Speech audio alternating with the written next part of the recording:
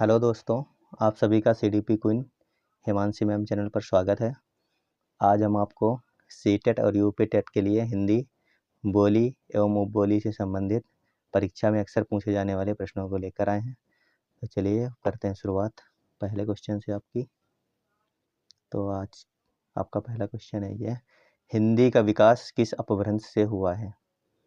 Option number A है Ardhamagadhi, option number B है Magdhi, option number C है सौरसेनी अपभ्रंश, ऑप्शन नंबर डी है नागर पेशाची। तो आप लोग आंसर कीजिए जल्दी जल्दी। हिंदी का विकास किस अपभ्रंश से हुआ है? उम्मीद है अब तक आप लोगों ने अपना आंसर कर लिया होगा। तो इसका है सौरसेनी अपभ्रंश। ये ऑप्शन नंबर सी इसका सही ऑप्शन है, सौरसेनी अपभ्रंश। चलते हैं दूसरे नंबर क्वेश्चन पर। अपभ्रंश के कितने रूप होते हैं? एक होता है या फिर ऑप्शन नंबर बी है 2, सी है 3, डी है 4। अपभ्रंश के कितने रूप होते हैं? आप लोगों ने अच्छे तरीके से पढ़ा होगा अपभ्रंश के बारे में। आंसर कीजिए कितने रूप होते हैं। तो यहाँ पर आपका ऑप्शन नंबर डी बिल्कुल सही रहेगा, 4। अपभ्रंश के 4 रूप होते हैं। क्वेश्चन नंबर 3 है, सबसे प्राचीन लिपि है?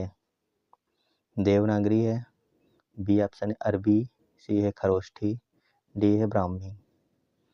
तो आंसर कीजिए आप लोग जल्दी जल्दी से अपना। सबसे प्राचीन लिपि कौन सी है? तो आपका यहाँ पर ऑप्शन सही रहेगा डी।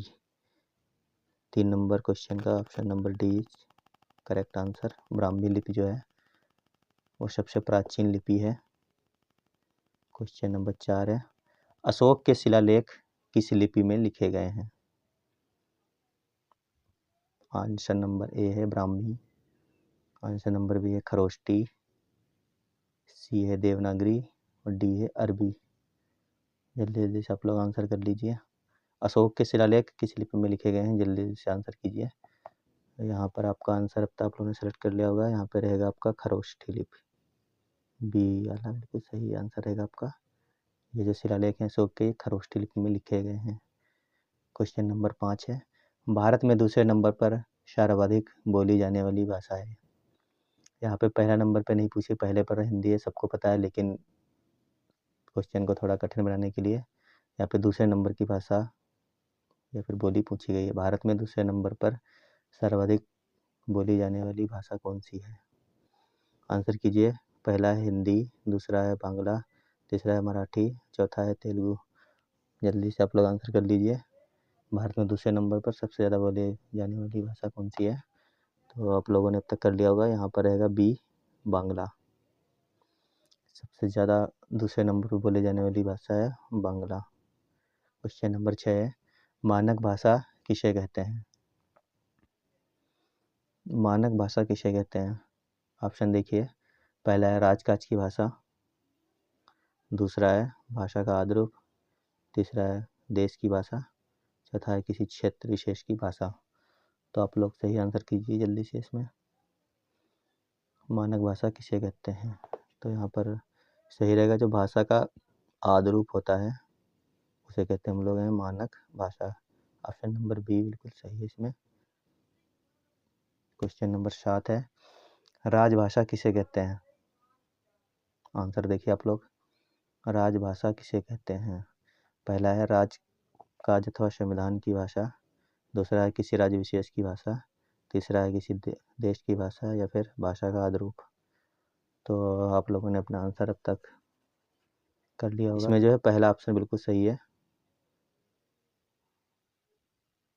राजभाषा जो है वो कही जाती है राजकाज अथवा संविधान की भाषा। क्वेश्चन नंबर 8, संविधान के किस भाग में हिंदी भाषा का उल्लेख किया गया है? बहुत ही इम्पोर्टेंट क्वेश्चन है ये, कई बार परीक्षा में पूछा जा चुका है अब तक। संविधान के किस भाग में हिंदी भाषा का उल्लेख किया गया है? ये जो संविधान से संबंधित हिंदी के क्वेश्चन हम लेकर के आए हैं आपके लिए 4 या 5, इनमें से एक या 2 क्वेश्चन अधिकतर कई एग्जामों में आपको देखने के लिए मिल जाते हैं। पहला है 13 में किया गया है, दूसरा है 14, तीसरा है 16 चौथा है 17A या 17 फर्स्ट, किस भाग में किया गया है। तो आप लोगों ने अब तक आंसर कर लिया होगा। इसका जो है सही आंसर रहेगा 17 फर्स्ट। ये इसका ऑप्शन जो है डी बिल्कुल सही है। चलते हैं क्वेश्चन नंबर 9 पर। हिंदी को राजभाषा का दर्जा कब प्राप्त हुआ। ये क्वेश्चन भी बहुत अच्छा है, कई बार पूछा जा चुका है अब तक। हिंदी को राजभाषा का दर्जा कब प्राप्त हुआ है। 15 अगस्त 1947 या फिर 26 जनवरी 1950 या 14 सितंबर 1949 या फिर 14 सितंबर 1948। बताइए चारों में से कौन सा ऑप्शन बिल्कुल सही है। आप लोगों ने कई बार इस क्वेश्चन को पढ़ा भी होगा और आप लोगों को पता भी होगा, तो उम्मीद है कि अब तक आप लोगों ने इसका आंसर कर लिया होगा।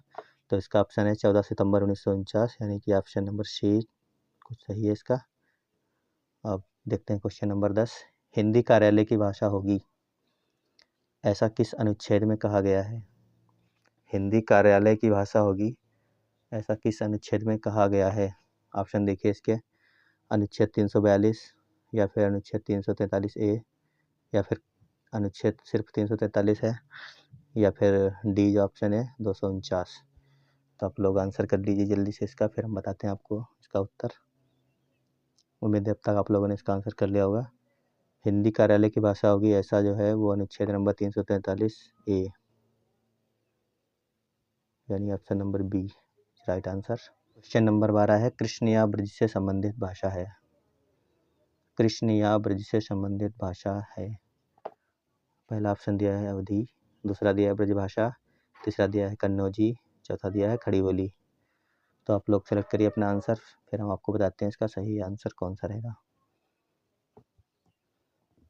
कृष्ण या ब्रज से संबंधित कभी भी कोई प्रश्न आता है, कोई लेख आता है, कोई कविता गद्य पद कहीं मतलब किसी भी उसमें लिखी हो, किसी भी फॉर्मेट में लिखी हो और उसमें भाषा पूछी जाती है तो हमेशा वहाँ पर ब्रजभाषा ही रहेगी, इतना आप लोग याद रखना। तो इसका ऑप्शन नंबर बी बिल्कुल सही रहेगा। चलते हैं अगले क्वेश्चन पे। क्वेश्चन नंबर 13 कहता है, हिंदी भाषा की विख्यात बोलियां कितनी हैं। हिंदी भाषा की विख्यात बोलियां कितनी हैं। आंसर देखिए 7 है या फिर 8, 9 अथवा 6। चलिए आप लोग आंसर कीजिए इसका जल्दी जल्दी से, 7, 8, 9 या फिर 6। पढ़ा भी होगा आप लोगों ने, लेकिन थोड़ा सा टफ क्वेश्चन है ये कि विख्यात बोलियां कितनी हैं। तो इसका जो है सही आंसर रहेगा 8, option number B right answer. और देख लीजिए कौन कौन सी है। पहली है खड़ी बोली, दूसरी है ब्रजभाषा, तीसरी है अवधी। यहाँ पे देखिए ये जो नोट करके लिखा है हमने, यहाँ देखिए खड़ी बोली है, फिर ब्रजभाषा है, अवधी है, भोजपुरी है, जयपुरी है, कुमाऊनी है, गढ़वाली और मैथिली है। ये जो है 8 हिंदी भाषा की विख्यात बोलियाँ हैं। हिंदी भाषा का प्रथम प्रमाणिक ग्रंथ कौन सा है। देखिए आप लोग आंसर, पहला है रत्नावली, दूसरा है पृथ्वीराज रासो, तीसरा है कादम्बरी, चौथा है चंद्रबरदाई। आंसर कीजिए आप लोग जल्दी जल्दी। हिंदी भाषा का प्रथम प्रमाणिक ग्रंथ कौन सा है। तो उम्मीद है अब तक आप लोगों ने आंसर कर लिया होगा। इसका सही आंसर है बी पृथ्वीराज रासो।